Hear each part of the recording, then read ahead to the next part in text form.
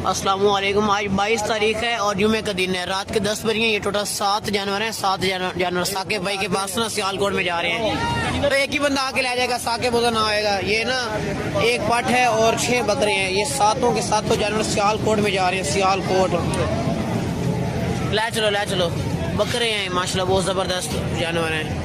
ये देखें, इसी गाड़ी पे भी लोड करा देते हैं। और एक ये रहा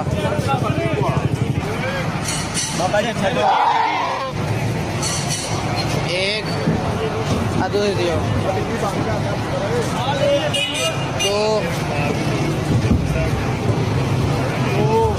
3 4 4 हो गए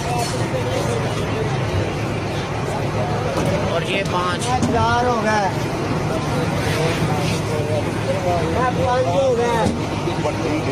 6 है। 7 के साथ एक ही बंदा आके ले जाएगा।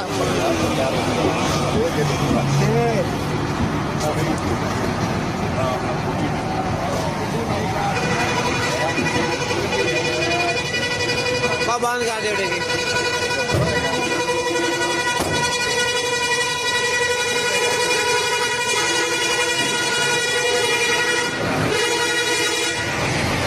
सज्जन 11 की गाड़ी है। इसी तरह पाकिस्तान के हर शहर हम लोग माल बिना करते हैं।